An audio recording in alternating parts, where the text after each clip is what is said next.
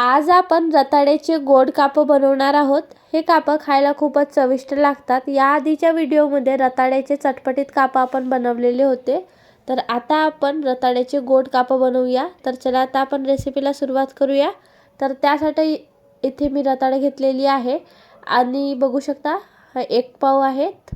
त्याचबरोबर आता मी इथे घेतलेली आहे थोडंसं गूळ आणि इथे खोबरा किस। आपल्याला हे तीनच साहित्य लागणार आहेत आजच्या रेसिपीसाठी।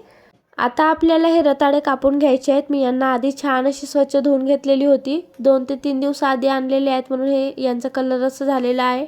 हे काही खराब वगैरे झालेले नाही आहेत, नाहीतर तुम्हाला खराब दिसत असणार, पण हे खराब झालेले नाही आहेत। आणि बघा या प्रकारे असं गोल कापून घ्यायचं आहे। तर मी याचं सोल काढत नाही आहे। जर तुम्हाला सोल काढायचं असेल तर तुम्ही सोल काढून घेऊ शकता। तर मी याच प्रकारे कापून घेत आहे। सर्व कापून झालेले आहेत, बघू शकता तुम्ही या प्रकारे मी हे कापून घेतलेली आहे। रताळे हे काही खराब वगैरे नाहीत, यांचा कलर असंच आहे। आता आपल्याला काय करायचं आहे, यांना फ्राय करायचं आहे।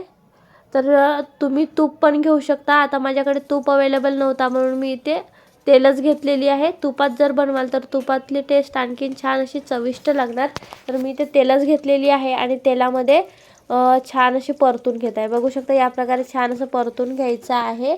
आणि त्यानंतर आता आपल्याला यांना शिजवायला ठेवायचं आहे। तर पाणी वगैरे याच्यामध्ये काहीच टाकायचं नाही, वाफेवर आपल्याला यांना शिजवायचं आहे। तर त्यासाठी ना स्लो गॅस करायची आहे।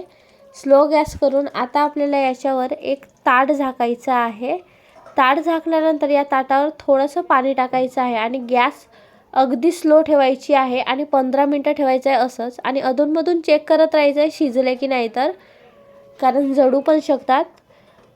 15 मिनिटानंतर बघू शकता आता हे रताळे छान असे शिजलेले आहेत। स्लो गॅसवरच झाकून ठेवलेलं होतं ताटावर पाणी टाकून आणि छान असे वाफेने शिजलेले आहेत। बघू शकता तुम्ही खूप छान असे हे रताळे शिजलेले आहेत आणि कलरवरूनच ओळखून येते, कलर थोडा आधीपेक्षा डार्क झालेला आहे, म्हणजे छान शिजलेले आहेत। आता आपल्याला काय करायचं, हा जो गूळ आहे ना तो गूळ आपल्याला इथे टाकून घ्यायचा आहे।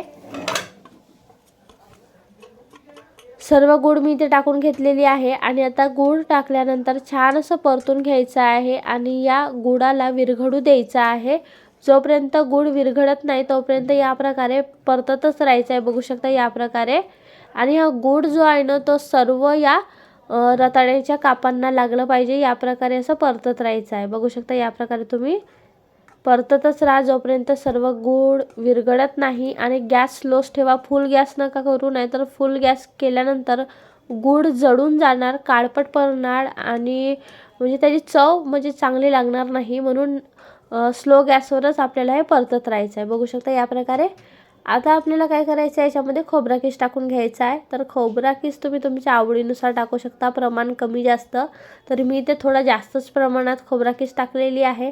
आणखी जर तुम्हाला इथे विलायची टाकायची असेल किंवा कोणते काही ड्रायफ्रूट्स वगैरे टाकायचे असतील तर ते पण तुम्ही इथे ॲड करू शकता, ते तुमच्यावर आहे, ऑप्शनल आहे।